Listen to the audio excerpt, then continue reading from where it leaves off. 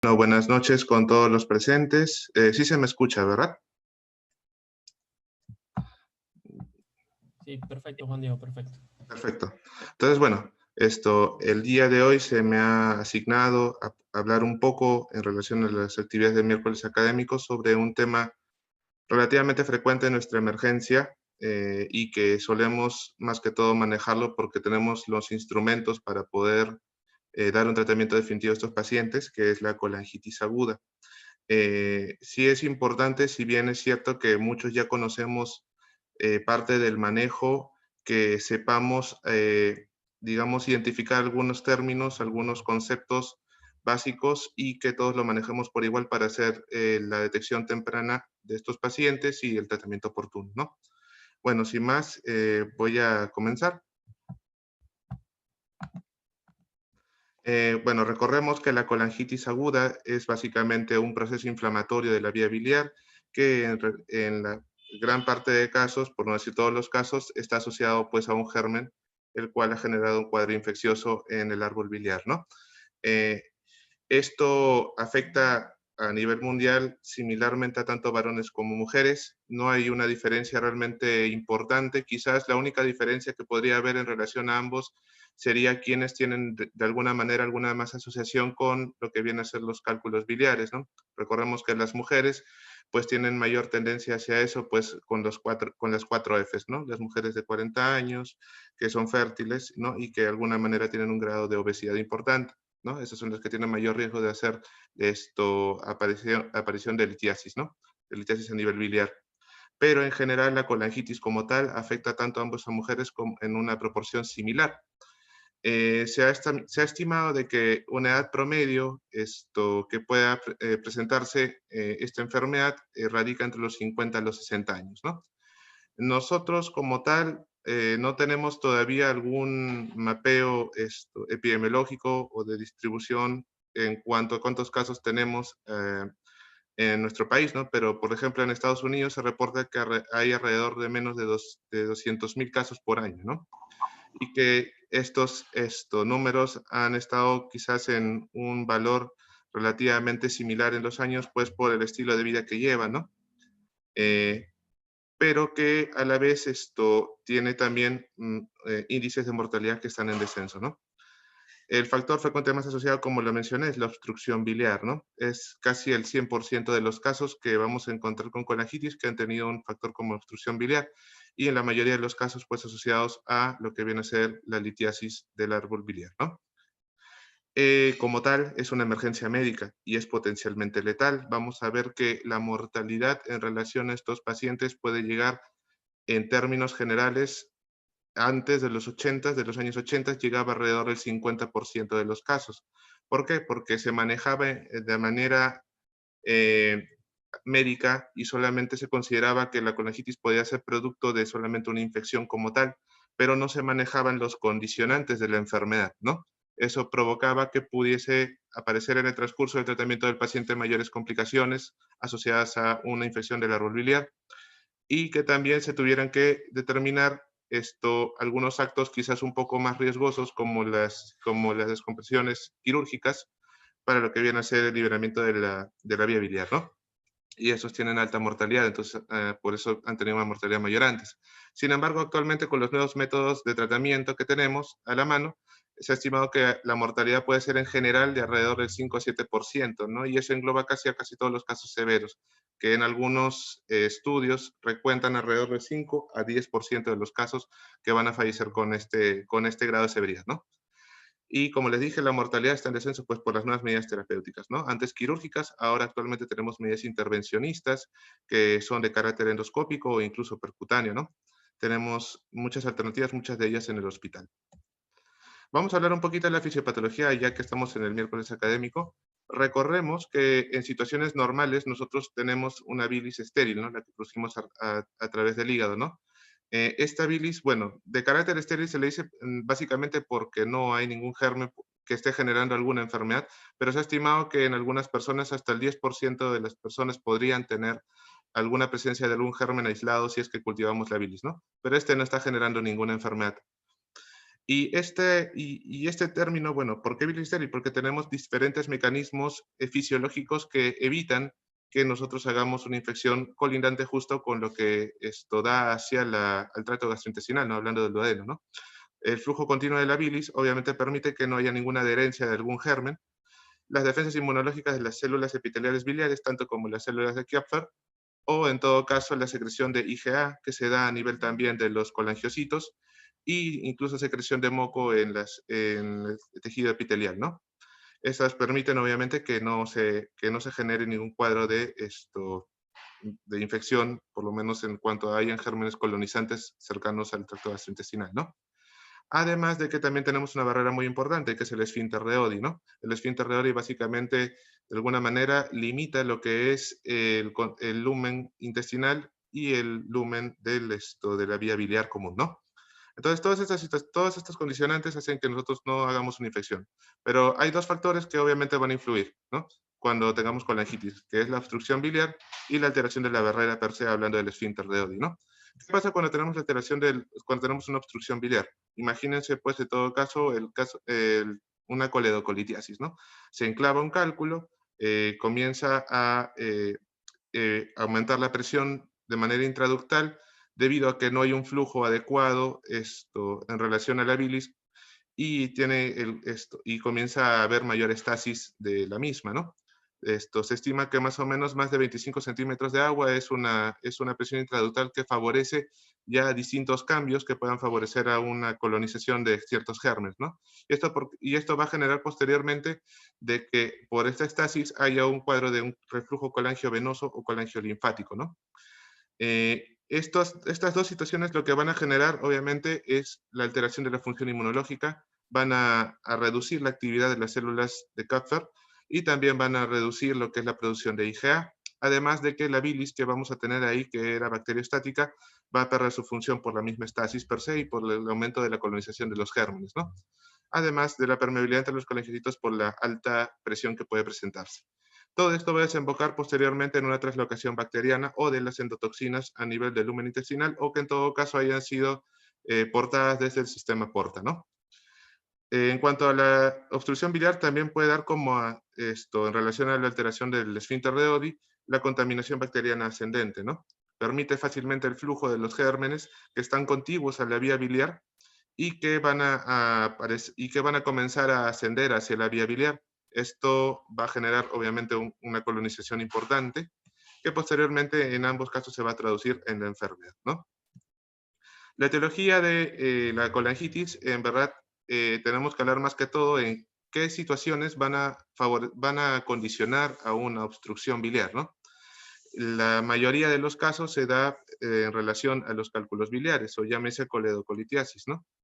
Eso es alrededor de hasta los 70% de los casos, pero también tenemos, como en nuestro hospital vemos varias veces, casos de malignidad en relación a neoplasias periampulares, en relación a neoplasias del árbol biliar, o incluso hasta en relación a neoplasias que quizás no tienen un compromiso del árbol biliar o en el tejido pancreático, pero que su metástasis está generando una compresión extrínseca de las vías biliares, condicionando una obstrucción biliar, ¿no? Como en todo caso, por ejemplo, la infiltración linfática, hablando de los linfomas, por ejemplo, o la metástasis hepática en varias patologías neoplásicas que tenemos, ¿no? Hay cuadros también de estenosis benigna. Característicamente, cuando se manipula la vía biliar en el acto quirúrgico, puede generarse una estenosis posterior al acto quirúrgico. Eso puede generar también condiciones de obstrucción biliar. Las mismas pancreatitis agudas en su cuadro inflamatorio, sobre todo, comprometen la región del colédoco intrapancreática y pueden generar obstrucción biliar. Enfermedades ya un poco más raras, como la colangitis primaria esclerosante, también puede favorecerlo, ¿no? O el síndrome de Mirici, que ya es una compresión, pues básicamente por un cálculo intravano del bacinete, ¿no? Y alteraciones anatómicas en relación a, por ejemplo, enfermedades como el quiste de colédoco, ¿no? También no es raro encontrar, sobre todo en nuestro medio, aquellos pacientes que tengan cuadros infecciosos como parasitosis que puedan estar alojados a nivel del árbol biliar, ¿no? Como el Ascaris lumbricoides, fasciole hepática o Echinococcus granulosus, ¿no? Eh, y otros casos ya un poco más raros, como el síndrome de Lemmel, ¿no? En cuanto a un divertículo cercano a la región de la ampolla. hemofilia. Posteriormente también hemos visto, sobre todo en pisos de medicina, que hay pacientes que llegando de un cuadro de CEPRE han presentado posteriormente en los siguientes días signos compatibles con una colangitis, ¿no? Y no es nada infrecuente, ¿no? O en todo caso también en aquellos pacientes que hayan tenido un procedimiento previo en relación a permeabilización de la vía biliar, hayan tenido una obstrucción o la migración del stent que ha permitido pues esa permeabilización, ¿no? Dentro de los microorganismos más frecuentes que puedan generar la colangitis tenemos los gram negativos, los gram positivos, y de los gram negativos pues a la cabeza va el Escherichia coli, ¿no? Que ya naturalmente es un germen que está muy frecuentemente asociado a lo que viene a ser la región del tracto gastrointestinal. Sin embargo, también hay que considerar que algunos gérmenes pueden estar asociados en algunas condiciones especiales, ¿no? Llámese, por ejemplo, los gram positivos o en todo caso en los gram negativos pseudomonas o heterobacter en aquellos pacientes que pues tienen más contacto con los cuidados de salud, ¿no? Aquellos pacientes que hayan tenido ya previamente un procedimiento en relación al árbol biliar, ¿no? O sean portadores de stent. Eh, Eso más que todo es más frecuente. Y van a ver que la frecuencia en un paciente con bacteriemia o sin bacteriemia es relativamente la misma, ¿no?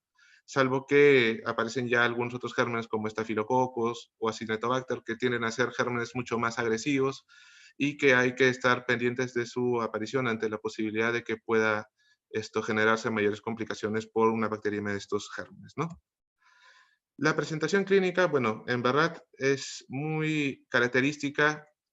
Nosotros la podemos identificar en muchos de los pacientes.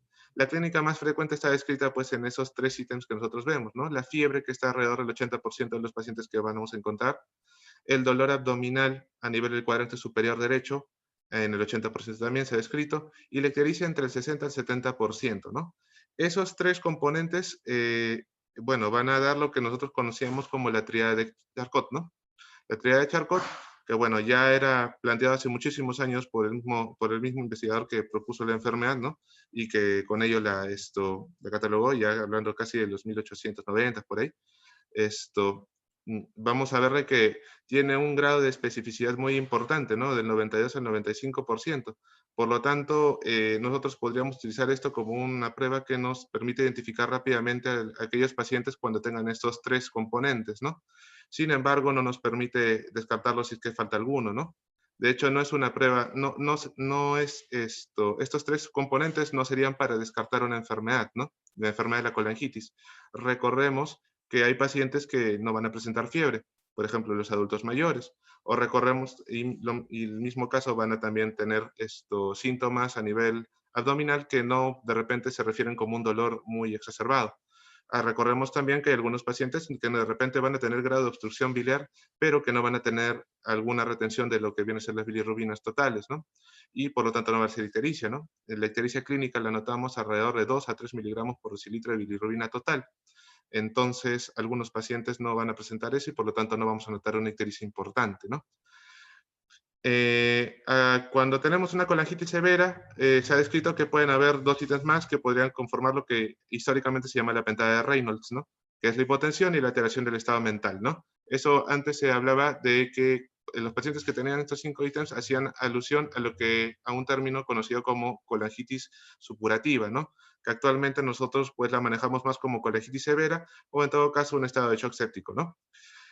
Sin embargo, en verdad, en cuanto a la pentada de Reynolds, la sensibilidad sigue siendo muy, muy, muy baja y hasta el momento no han habido revisiones ni estudios que hayan podido calcular una especificidad en alguna población, ¿no? Recordemos obviamente que en cuadros más severos o en los cuadros o asociado a las complicaciones que pueda haber en relación a esta enfermedad, vamos a encontrar otros síntomas, ¿no? ¿Qué exámenes auxiliares pues deberíamos en todo caso tener a la mano o solicitar, ¿no? Nosotros tenemos que solicitar en todo caso cuando tengamos un paciente ya completando estos criterios clínicos o que tengamos una sospecha muy alta, avanzar con esta batería de exámenes, ¿no? Tenemos que pedir un hemograma en relación no solamente al marcador inflamatorio que va a ser los leucocitos, sino también a ver si es que hay algún compromiso de algún componente hematológico como las plaquetas, ¿no? La plaquetopenia en relación a un cuadro de sepsis importante, ¿no? Otros marcadores inflamatorios como la PCR o la procalcitonina, que bueno, de la procalcitonina hablaré un poquito más adelante, pero que sí son importantes que se pidan, sobre todo el PCR. El perfil hepático, que obviamente nos va a esclarecer mucho más lo que viene a ser un cuadro de colestasis, que es uno de los criterios importantes también para hablar de colangitis, ¿no? Y otros exámenes, más que todo para valorar si es que hay alguna falla de órgano importante que nos pueda hacer pensar en un cuadro severo de la enfermedad, ¿no? Como creatinina, como perfil de población, el ADA en relación al componente respiratorio, entre otras cosas, ¿no? En cuanto a la microbiología, hay muchas ideas, ¿no? Dispersas, que hay bastante diferencia en cuanto a en qué momento utilizar estos recursos, ¿no? Se habla y se menciona de los hemocultivos, como en la mayoría de los casos que tenemos pacientes que llegan con un cuadro severo de enfermedad en relación a un cuadro infeccioso, ¿no? En particular, en la colangitis se habla de que los hemocultivos en general tienden a ser positivos en aproximadamente 40% de los casos que tengamos en la emergencia y que el 20% puede ser polimicrobiano, ¿no? De hecho, cuando se ha valorado el uso de los hemocultivos en los pacientes con colangitis, lo que se ha visto es que en verdad el hallazgo de algún germen no tiene alguna repercusión clínica muy importante en cuanto a la decisión terapéutica que vamos a tomar inicialmente, ¿no? En otras palabras, no vamos a esperar pues un hemocultivo para tratar al paciente, ¿no? Debemos darle un tratamiento oportuno. Y quizás el tratamiento empírico, en la mayoría de los casos, sea el tratamiento ideal en relación a lo que salga del hemocultivo, ¿no? Entonces, se dice de que como una recomendación en cuanto, por ejemplo, a las guías de Tokio, que vamos a hablar de ellas dentro de un rato, que estos pacientes no deberíamos, bueno, en general no deberíamos pedir hemocultivos a todos los pacientes, ¿no? Solamente deberíamos pedirlos en aquellos pacientes que sospechemos que el hallazgo de un hemocultivo pueda, eh, digamos, dar luz a un cuadro muy severo de la enfermedad en cuanto a un germen multiresistente o en algún germen diferente a los habituales como Pseudomonas, Staphylococcus o Streptococcus, ¿no? Y otra cosa que es bastante novedosa es el cultivo biliar. El cultivo biliar sale positivo en aproximadamente 83% de los casos. Acá pongo pues un dato de que 50% sale polimicrobiano, pero hay algunos estudios últimos que han tratado de optimizar la forma en la que se toma la muestra del cultivo biliar, sobre todo cuando se hace el procedimiento de la CEPRE, y que puede reducir su grado de índice de polimicrobianos alrededor de hasta un 20 a 30%, ¿no? De los casos. En verdad sí tiene una importancia clínica incluso un poco más, más marcada que los hemocultivos, ¿no? Puesto que ahí estamos hablando ya directamente del germen en relación a lo que podamos aislar de la secreción purulenta a nivel del árbol biliar. Entonces, sí se ha visto de que tiene una importancia en cuanto a la decisión terapéutica para nosotros poder hacer el desescalamiento oportuno, disminuir la posibilidad de resistencia microbiana, ¿no? Exámenes auxiliares también tenemos lo que son los exámenes imagenológicos, ¿no? Y en verdad hay pocos datos específicos de hallazgos en relación a colangitis en los estudios imagenológicos, ¿no? Pero lo que sí se busca con las imágenes es más que todo identificar la causa de la dilatación biliar o de la obstrucción biliar, ¿no? Eh, el primer examen que tenemos a nuestra mano es la ecografía abdominal, ¿no? Es un examen bastante disponible, no solamente en el hospital, sino en medios diferentes al mismo, ¿no? Es un estudio no invasivo y es de bajo costo en relación a otros exámenes que podamos pedir. Se ha visto que hay una utilidad importante en la detección temprana de la dilatación biliar, ¿no? Se ha visto de que cuando hablamos de la dilatación del colédoco, la especificidad puede llegar hasta un 96% y la sensibilidad a un 42%. Y en cuanto a la detección de coledocolitiasis, para litiasis mayor de 5 milímetros, la especificidad puede llegar hasta un 100% y una sensibilidad de 38%. Vamos a ver en las imágenes al lado derecho de la diapositiva, en las cuales pues se describe una imagen hiperecogénica, ¿no? Con una dilatación importante en la imagen del colédoco, así como también en cuadros bastante visibles, ¿no? De tumores, por ejemplo, este tumor que es un tumor de páncreas, también puede ser notorio quizás la lesión que condiciona la obstrucción y la dilatación obviamente del árbol biliar, ¿no? Las desventajas son las de la mayoría de las veces las que la mayoría de las veces se describe, ¿no?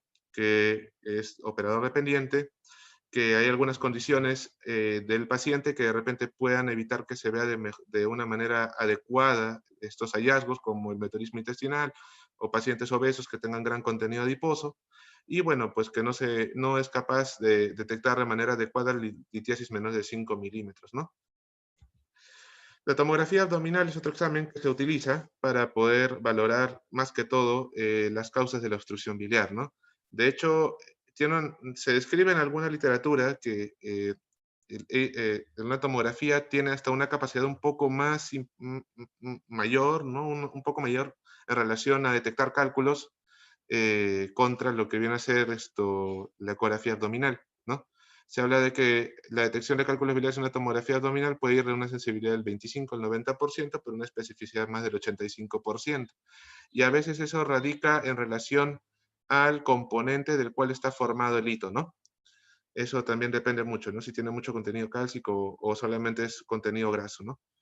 Sí identifica mucho mejor alguna lesión que pueda estar condicionando una obstrucción biliar, ¿no? Llámese, por ejemplo, una tumoración, ¿no?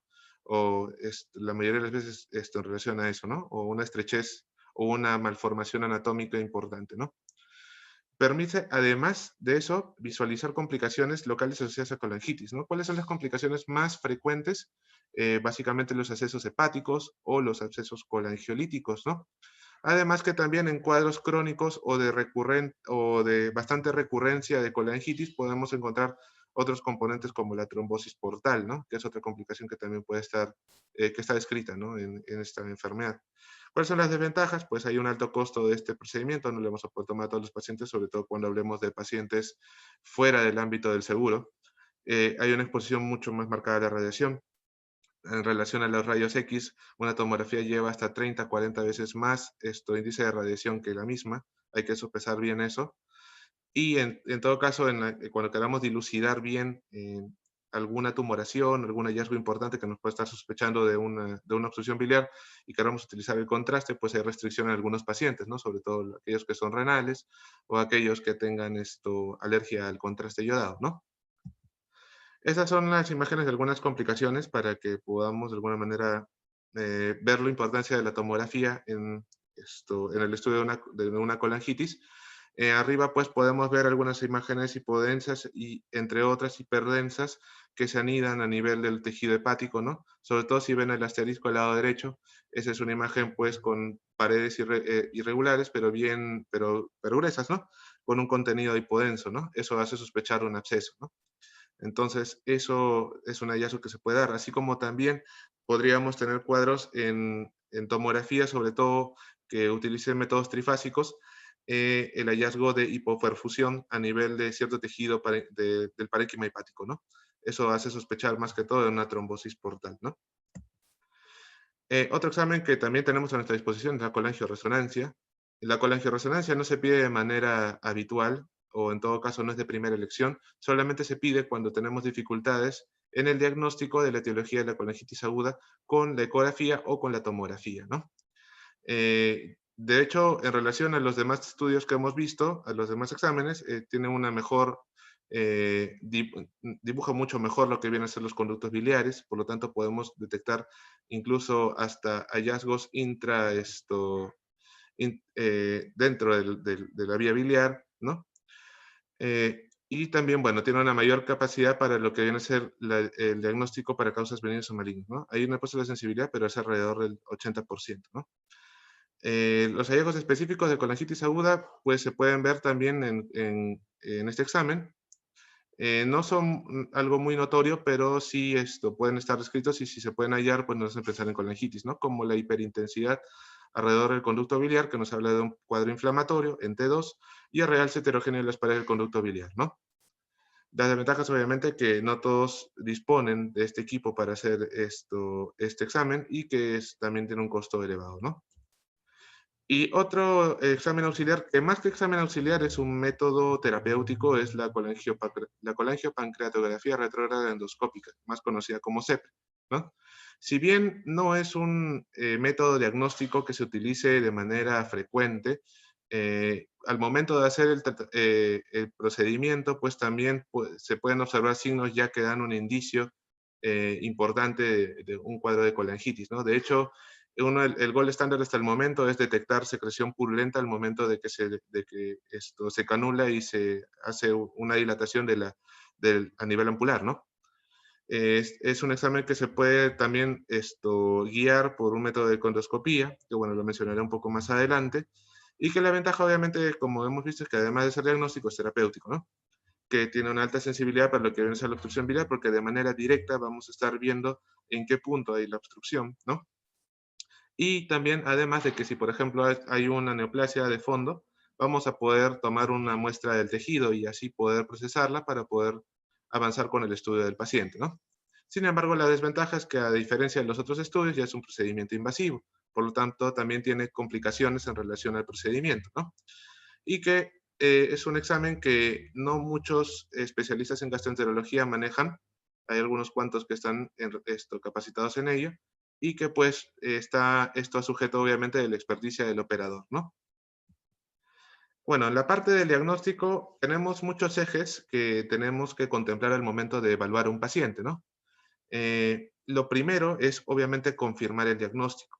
Previamente se utilizaba pues la triada de Charcot como parte de la confirmación diagnóstica de los pacientes, ¿no? Sin embargo, como les mencioné previamente, pues la sensibilidad es bastante baja, ¿no? Y pueden haber pacientes con características clínicas que quizás no correspondan a una colangitis, pero laboratorialmente o imagenológicamente tengan hallazgos compatibles con esta enfermedad. Entonces, en el transcurso de los últimos años, sobre todo a nivel de bueno, según las guías de Tokio que se han estado planteando en el año 2009, 2013 y ahora en el 2018, se han dado pues algunas pautas para establecer algunos criterios diagnósticos en relación a colangitis aguda, ¿no? Y estos van en tres ejes, ¿no? La inflamación sistémica, los signos de colestasis y los hallazgos imagenológicos, ¿no? La inflamación sistémica, como pueden ver, tiene dos ítems, ¿no? Que el paciente presente fiebre, que la catalogan más de 38 grados Celsius, y o que esté con escalofríos, y que tenga un laboratorio compatible con un cuadro inflamatorio sistémico, ¿no? Que es leucocitos menos de 4.000 o más de 10.000 y un PCR mayor o igual a 1 miligramo por decilitro, ¿no? En el componente de la colestasis tenemos la ictericia, catalogada como una bilirrubina total mayor o igual a 2 miligramos por decilitro, o que tenga en el laboratorio un perfil hepático anormal en cuanto a los otros componentes de perfil hepático, ¿no? TGO, TGP, fosfatasa alcalina y gamma-glutamil transpeptidasa, que se menciona en la guía que para poder contemplarlo como un perfil hepático anormal debe estar mayor de 1.5 veces el límite superior laboratorial que tengamos, ¿no? Y en cuanto a los hallazgos imagenológicos, lo que queremos ver acá básicamente son, como les mencioné previamente, las dos cosas bases de la etiología de una colangitis aguda, ¿no? Que haya dilatación biliar, más de 6 milímetros en no colecistectomizados y más de 8 milímetros en colecistectomizados, según los últimos criterios de la ASGE, y o que haya evidencia de la etiología en imágenes, ¿no? Como un cálculo, como un tumor o como la estrechez de la vía biliar, entre otras características, ¿no? Vamos a ver que un caso sospechoso de colangitis aguda pues tiene un ítem en el componente A y un ítem en el componente B o C. Y vamos a ver que un caso definitivo pues tiene un ítem en todos los componentes, ¿no? En todos los ejes que hemos estado mencionando. Estos criterios tienen una sensibilidad del 90 al 95%, una especificidad del 80 al 85%. Hasta el momento son los criterios mandatorios para nosotros poder catalogar a un paciente como colangitis para posteriormente dar pautas al siguiente lineamiento terapéutico, ¿no? Una vez que ya sabemos que el paciente tiene colangitis, lo que tenemos que hacer es determinar la severidad del cuadro, ¿no? Y para ello tenemos que ver algunas características en relación a componentes de falla de órgano o algunas características del paciente, ¿no? Catalogamos inicialmente, lo primero que tenemos que hacer con un paciente cuando tenga colangitis o que detectamos que tenga colangitis es detectar si tiene una falla de órgano. ¿Y por qué? Porque teniendo al menos una falla de órgano o sistema, ya estamos hablando de un cuadro severo, ¿no? Y va en distintos ejes, ¿no? El eje cardiovascular, cuando tengo una hipotensión que requiere algún manejo con vasopresores, como dopamina, más de 5 nanogramos kilogramo minuto, o cualquier dosis de norepinefrina, ¿no? Y bueno, neurológico, que tenga alteración del nivel de conciencia, respiratorio un PAFI de menos de 300, renal oliguria o creatinina mayor de 2 miligramos de cilitro, a nivel hepático un NR mayor de 1.5 y lo hematológico plaquetas menos de 100.000, ¿no? Si no tenemos ninguno de estos componentes, pasamos al siguiente eje, que es el grado moderado, ¿no? que al menos debe completar dos de las siguientes condiciones que están presentes, ¿no? Los leucocitos menos de 4.000 o mayor de 12.000, una fiebre elevada mayor o igual a 39 grados, una edad mayor o igual a 75 años, una bilirrubina total mayor o igual a 5 miligramos por decilitro, o hipoalbuminemia menor a 0.7 veces el límite inferior laboratorial, ¿no?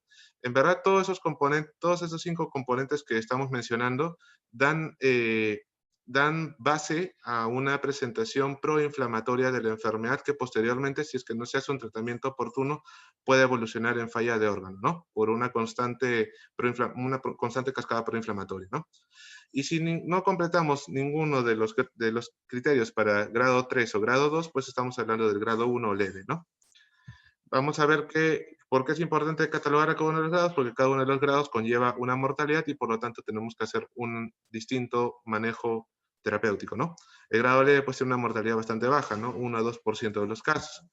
La mortalidad en el grado moderado también es de 2 a 3% de los casos, pero en el grado severo ya vemos que puede llegar de 5 hasta 10% de los casos, y esto puede incluso aumentar un poco más en relación a algunas complicaciones locales que les había mencionado previamente, ¿no?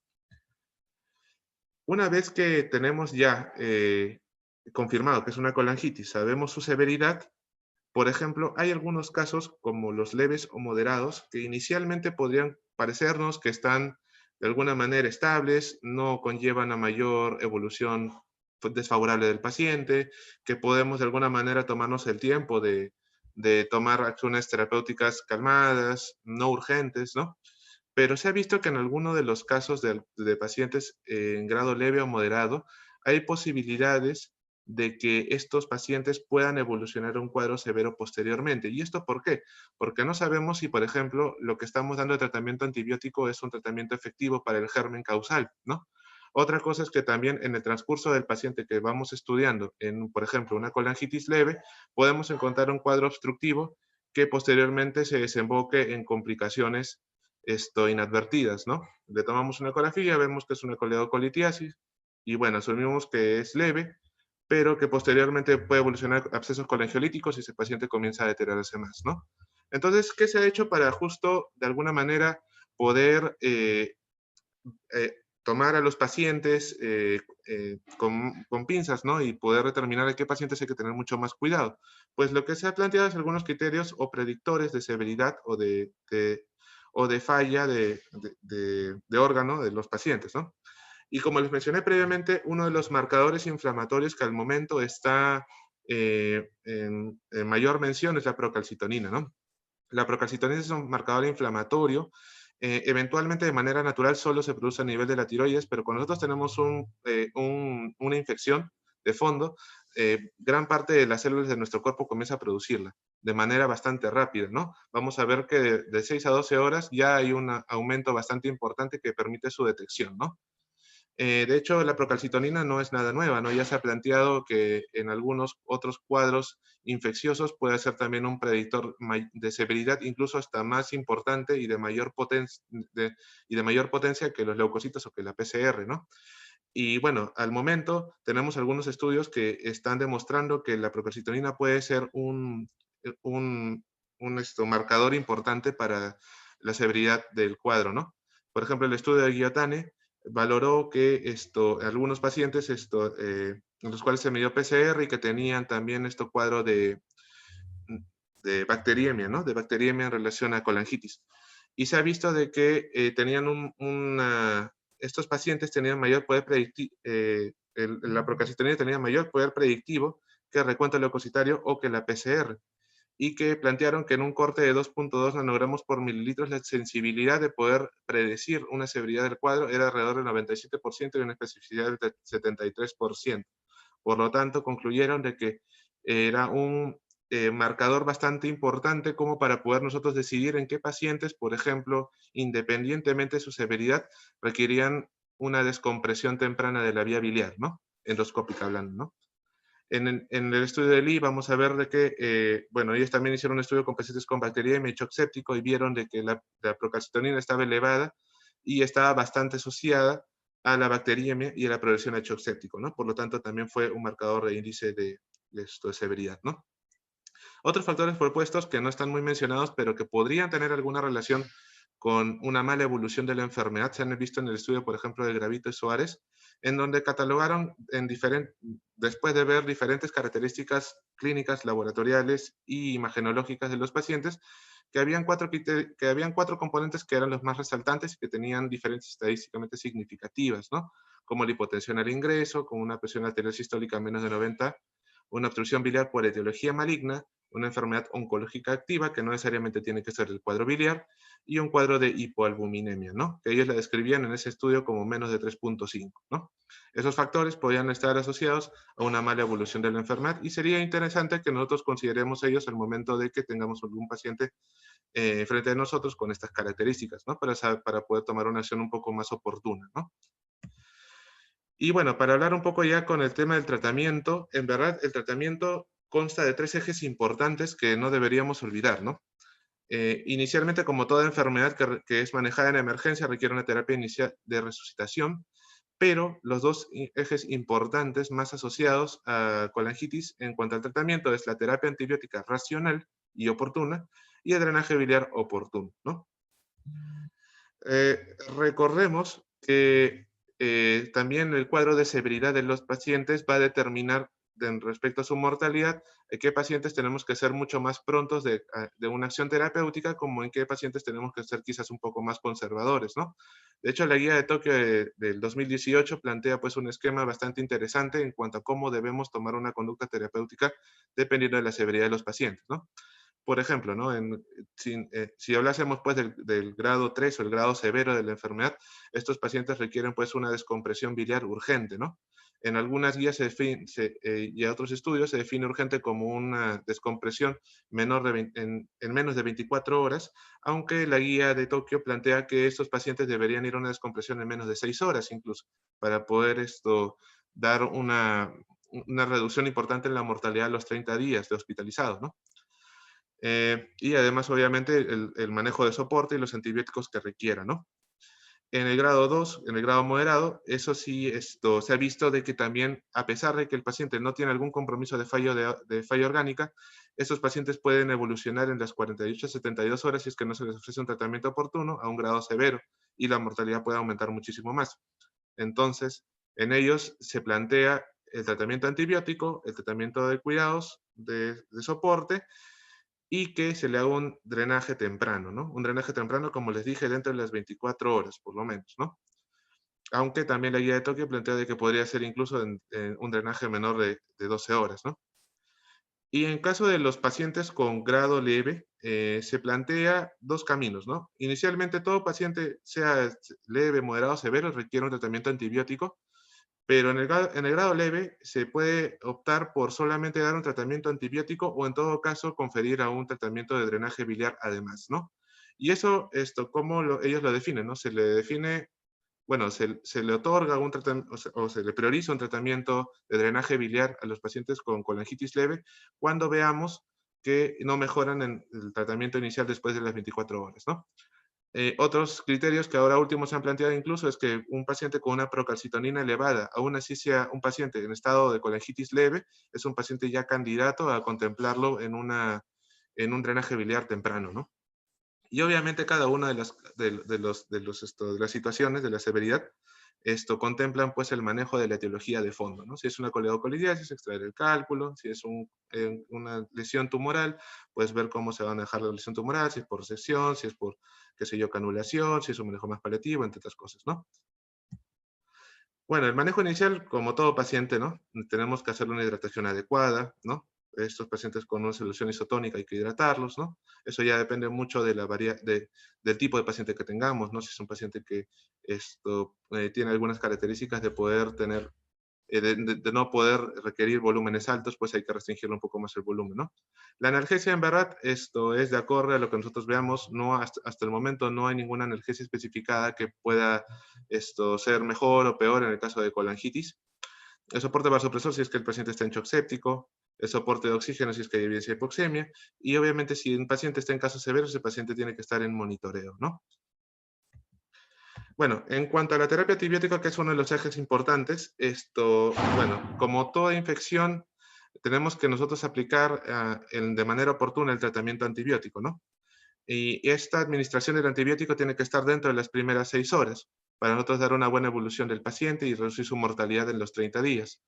Y en el caso del shock séptico se habla de que el tratamiento debe ser dentro de la primera hora, ¿no? Lo que nosotros tenemos que buscar, por ejemplo, en los casos de pacientes con colangitis leve o colangitis moderada, es que se hagan los procedimientos quizás de una manera más selectiva, ¿no? Puesto que si se hacen los drenajes de manera de emergencia, pues conllevan a a un mayor índice de complicaciones, ¿no? Entonces, con el antibiótico tratamos de alguna manera de reducir esos riesgos que podrían suceder durante los procedimientos, ¿no? Y que el paciente llegue pues de la manera más estable, ¿no? La selección de los antibióticos depende de muchas cosas, ¿no? Depende después de qué germen estamos sospechando. Como hablamos, ya frecuentemente más estamos asociados a E. coli, a anaerobios, a Klebsiella, ¿no? Las condiciones del paciente, ¿no? Si es un paciente renal, hay que ajustarle la dosis. Las propiedades farmacológicas, porque necesitamos medicamentos que lleguen pues al árbol biliar. Y los datos de susceptibilidad bacteriana del medio, que quizás eso no tenemos mucho en nuestro medio. Sería muy importante quizás que hagamos un mapeo microbiológico de los pacientes que tengamos, puesto que eso nos va a ayudar a hacer a tener, bueno, unos datos de susceptibilidad de los gérmenes de los pacientes y poder pues brindar un tratamiento antibiótico adecuado, ¿no? Para evitar la resistencia bacteriana posteriormente, ¿no?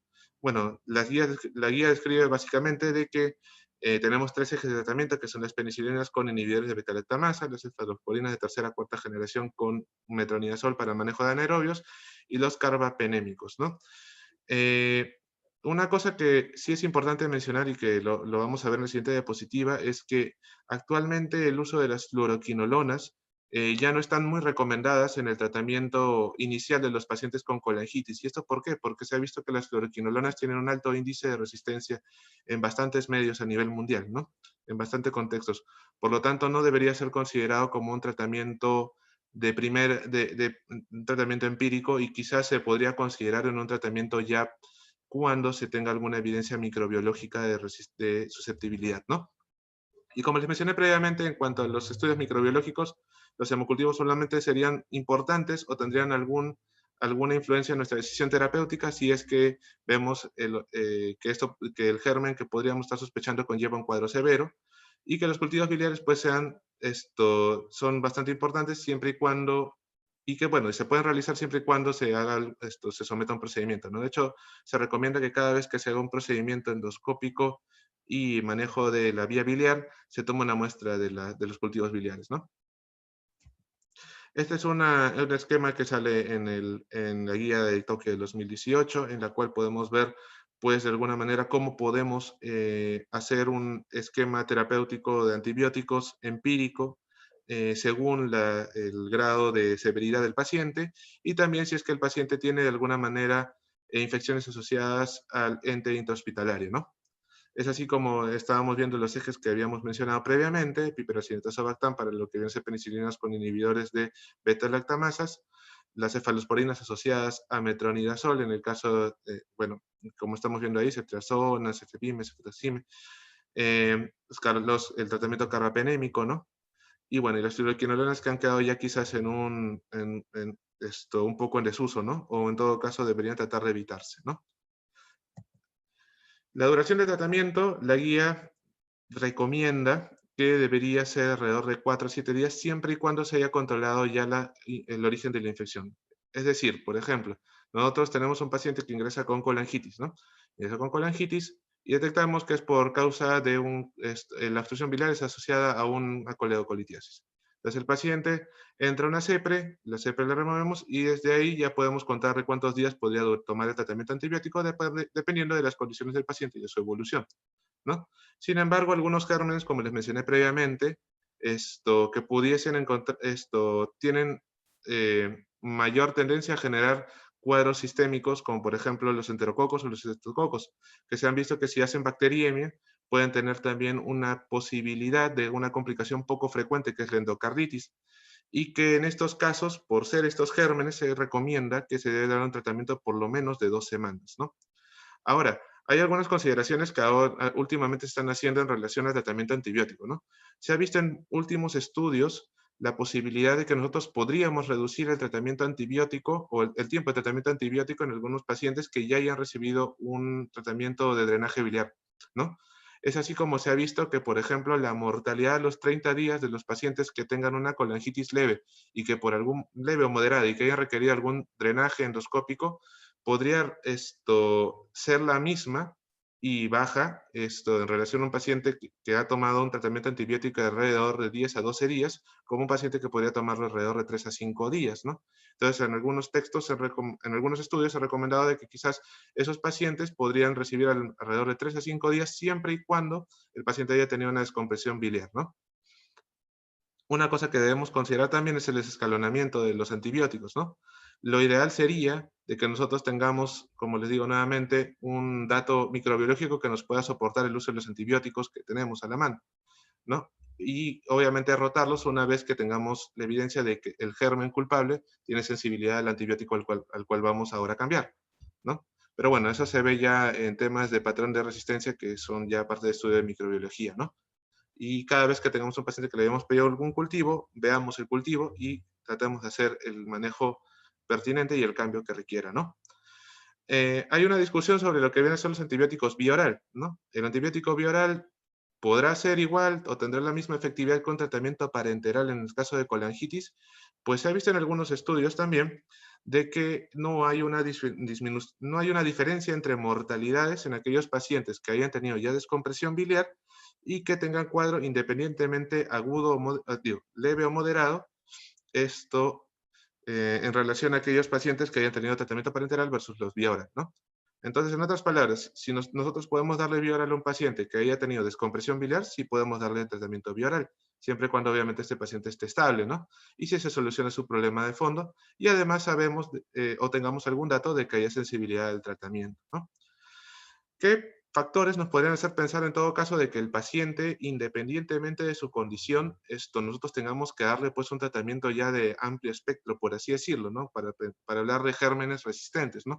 Hay algunos estudios, sobre todo el que estoy poniendo en el pie de página, que han encontrado que los factores más importantes en relación a microorganismos resistentes en colangitis son aquellos pacientes que tengan antecedentes de ser portadores de stem biliar, antecedentes de que hayan tenido exposición previa a antibióticos. Dicen acá en este estudio menos de 6 meses, pero en la guía de Tokio te mencionan por lo menos de 14 días, o colangitis de carácter intrahospitalario, por ejemplo, aquellos pacientes que hayan tenido colangitis posepre, ¿no? Por ejemplo. Ahora, tenemos el mecanismo de drenaje biliar. En el drenaje biliar tenemos tres formas o tres procedimientos importantes que pueden aplicar para hacer, para hacer el drenaje, ¿no? La CEPRE, como lo había mencionado previamente, lo que viene a ser el drenaje percutáneo, que también lo manejamos en la emergencia, y el drenaje quirúrgico, que es un método ya un poco en desuso, pero que pues llega como último recurso, ¿no? El drenaje por CEPRE es el procedimiento de drenaje de primera línea, ¿no? Es lo que se prefiere hacer en los pacientes. ¿Por qué? Porque hay un menor riesgo de eventos adversos y menos invasivo que lo que viene a ser el drenaje quirúrgico, porque en relación al drenaje percutáneo hay un menor grado de dolor post-procedimiento, y también a estos pacientes pues se les puede hacer un uso de la econdoscopía para hacer bueno, para utilizarlo como guía y que se pueda hacer una canulación adecuada y que pues se pueda hacer el procedimiento de la extracción de la forma más adecuada, ¿no? Pues con una guía con endoscopía, pues hay una tasa de éxito que puede llegar hasta incluso el 100%. Ahora, tenemos dos tipos, solamente para mencionarlos, ¿no?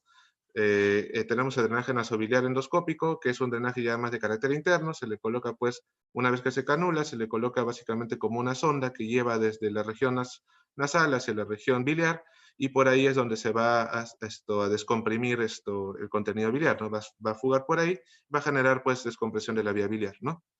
Y lo otro es hacer la colocación del stent biliar endoscópico, que ya es un carácter interno, ¿no? Eso ya tiene que ver con el manejo de la ampolla de Vater, ¿no? La dilatación de la misma y posteriormente la colocación de este stent biliar, ¿no? Bueno, ahí, dentro de los procedimientos para la extracción de cálculos, tenemos la esfinterotomía endoscópica, que lo que busca es separar el conducto biliar del conducto pancreático y así prevenir la obstrucción del orificio pancreático, y además permite la posibilidad de extracción del cálculo puede permitir en algunos casos, ¿no?, la posibilidad de la extracción del cálculo de una sola sesión, ¿no? De hecho, se prefiere que los pacientes en casos de colangitis leve y moderada se haga el procedimiento de la extracción de cálculo en una sola sesión, puesto que se ha visto que posteriormente en las siguientes sesiones pueden hacer mayores complicaciones como por ejemplo eventos hemorrágicos, ¿no? Entonces, bueno, ahora la esfinterotomía endoscópica no es que se le haga a todos los pacientes, ¿no? Hay que tener mucho cuidado con aquellos pacientes, por ejemplo, que tengan algún problema de coagulopatía importante, ¿no? En estos casos, pues quizás se prefiere mucho más lo que es la dilatación papilar, ¿no? Que es más, que va a ayudarnos un poco más en lo que deben ser en casos de coagulopatías o microlitiasis, y que en algunas variantes como en balón grande puede disminuir la necesidad de la eritrotripsia mecánica, ¿no? Si hay algunas complicaciones más asociadas a la dilatación papilar endoscópica, puede ser en todo caso la pancreatitis post-cepre y lo que viene a ser la perforación de la vía biliar, que pues son mucho más prevalentes que en relación a la esfinterotomía, ¿no? Solo para mencionar, como dije previamente, en casos de colangitis aguda leve o moderada, se prefiere hacer la extracción de cálculo en una sola sesión, y ya en los cuadros severos quizás hasta en 2 sesiones, ¿no? Por obviamente el compromiso sistémico severo del paciente, ¿no? Si es una coagulopatía de fondo, colocación del stent biliar se recomienda en estos pacientes. Y si en todo caso son pacientes, por ejemplo, con usos de anticoagulantes, se tiene que valorar el riesgo-beneficio del mismo, ¿no? Eh, el tiempo de la CEPRE es una de las cosas que se está hablando también últimamente. Eh, de hecho, se estaba valorando cuál es el tiempo ideal en el que un paciente debería recibir un tratamiento, un drenaje biliar endoscópico. Algunos estudios han tratado de comparar lo que nosotros llamábamos el drenaje biliar urgente, menos de 24 horas, el drenaje biliar temprano dentro de las 24 horas, y el drenaje biliar tardío, que es pues, posterior a las 48 horas, ¿no?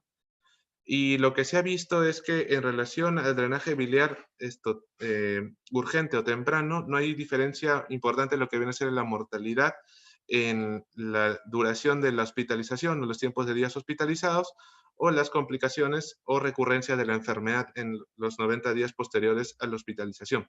Por lo tanto, lo que los últimos estudios recomiendan es que si vamos a hacer un procedimiento endoscópico en cuanto a drenaje biliar, no debería ser retrasada más de 48 horas, ¿no? Posterior a ello, hay mayor índice de mortalidad, mayor índice de complicaciones y mayor índice de recurrencia de la colangitis. Ahora, hay factores de riesgo también por el mismo hecho de haber hecho una CEPRE, ¿no? Y lo que se describe más es que los pacientes que más se complican posteriormente a una CEPRE son aquellos pacientes en los cuales no se ha hecho una extracción completa del cálculo culpable, ¿no?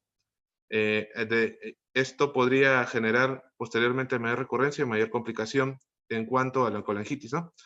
También se ha visto de que la esfinterotomía previa y la obstrucción biliar en cuanto a vías biliares altas son factores de riesgo también importantes para la aparición de una colangitis post-CEPRE, ¿no? El drenaje biliar transhepático percutáneo, más conocido acá nosotros lo vemos como drenaje, lo que conocemos como drenaje biliar externo, también es un mecanismo con el cual podemos hacer una descompresión de la vía biliar. Es un procedimiento realmente de segunda línea y lo utilizamos pues básicamente si no tenemos la disponibilidad de alguien que pueda hacer la CEPRE, o en todo caso hay alguna condición por la cual no se puede hacer, ¿no? Sea porque haya una obstrucción del tracto gastrointestinal superior que no permite el pasaje del equipo, o en todo caso antecedentes quirúrgicos como la Y de Roux o el Whipple, ¿no? Idealmente se propone de que los pacientes deberían estar con una dilatación de la vía biliar común importante para nosotros poder canular, ¿no? Y para que pueda tener una tasa de éxito importante, ¿no? Tal es así que se describe que hay un 86% de tasa de éxito del procedimiento si es que hay un conducto biliar dilatado, pero los rasgos pueden ir de 50 a 63% en un conducto biliar no dilatado, ¿no? En casos de emergencia o en aquellos pacientes pues que no se pueda realizar ese procedimiento y que no haya que no haya CEPRE a la mano y que se requiera una descompresión rápida, se puede valorar en todo caso una alternativa como la colecistostomía percutánea, ¿no? Esto todo se pueden hacer con medio de guiados por ecografía, ¿no? Ahora, obviamente esto también conlleva algunas complicaciones, como la hemorragia, como la peritonitis, la pancreatitis, que son en realidad en un índice bastante bajo, pero que hay que considerarlos en los procedimientos, así como también pues un paciente que lleva un drenaje biliar externo es un paciente que a veces pues, puede estar un poco incómodo con la presencia del mismo, ¿no? Puede tener problemas cosméticos con el mismo, puede tener fuga biliar alrededor de la zona de inserción del catéter, y también puede tener una inflamación cutánea producto de una dermatitis química, ¿no? Por el contenido biliar, ¿no? Ahora, el drenaje quirúrgico, como les dije, ya solamente está reservado en los últimos casos, pues, ¿no? Cuando ya no hay, cuando ya se intentó un tratamiento endoscópico y fue frustro, y cuando no hay posibilidades ya de poder hacer otro tratamiento para poder descomprimir la vía biliar, ¿no? Miren que la mortalidad por un drenaje quirúrgico puede llegar hasta alrededor del 30%, por lo tanto, se, eh, se trata de dejar realmente como última opción este tipo de drenajes, ¿no? Sin embargo, sí hay algunas alternativas que podemos contemplar, ¿no? Por ejemplo, si lo culpable es el agente culpable es un cálculo, se valora pues la descompresión biliar que puede ser a vía laparoscópica con o sin colocación de tubo en T o en todo caso, o más conocido como el dren de Kerr, ¿no? Si es por malignidad, pues resecar el tumor, hacer un bypass o en todo caso hacer un drenaje con tubo en T. O si es por injuria biliar, obstrucción iatrogénica, por ejemplo, en los casos postquirúrgicos, se puede también hacer una reparación quirúrgica con una hepaticoyeyunostomía, ¿no? También conocida también como la Y de Roux, ¿no? Pero como les mencioné previamente, hay una alta tasa de complicaciones, que es el 66%. Ahora, una cosa muy interesante que he visto últimamente y que también podría estar en relación a los pacientes con, por ejemplo, pancreatitis, que nosotros tratamos a todo paciente con pancreatitis aguda, leve, tratar de que el paciente se vaya pues sin vesícula para evitar que vuelva a ser recurrencia, bueno, en base a ese dato, nosotros podríamos hacer también una colecistectomía para evitar que los pacientes con colangitis bueno, favorecidas o en todo caso que su etiología ha sido una coledocolitiasis, ¿podríamos plantear en ellos posterior a que se calme el cuadro una colecistectomía? Bueno, ¿qué dicen los estudios, no? Uno de los estudios de Lee, por ejemplo, en el 2010, que fue uno de los primeros y creo que es el único que he encontrado hasta el momento de esa fecha, trató de valorar en un estudio respectivo aquellos pacientes que fueron operados de colecistectomía laparoscópica con diagnóstico previo de colegitis aguda tratada y coledocolitiasis resuelta, ¿no? ¿Qué se vio en estos pacientes, no? Lo que se intentaba era ver si es que estos pacientes podían presentar complicaciones por demorar la operación o en todo caso por aproximarla mucho, ¿no? Y esto se hizo una compilación de todos los pacientes que habían operado en un transcurso de 5 años y se vio que con un número de más o menos 120 pacientes, en relación a los pacientes que fueron operados de manera temprana, que los catalogaron como menos de 6 semanas, versus la tardía, las complicaciones intraoperatorias fueron mayores en el grupo que fue operado de manera tardía, ¿no? Y las complicaciones perioperatorias también de la misma forma, ¿no? Háblese de complicaciones intraoperatorias, como la más frecuente fue la perforación de la vesicular. Y las complicaciones perioperatorias más frecuentes pues, fueron fiebre posterior al manejo, a la operación, náuseas persistentes y también estados sépticos, ¿no? Entonces se ha visto de que la colecistectomía laparoscópica electiva debería ser realizada en un tiempo no mayor a 6 semanas post-colangitis, ¿no?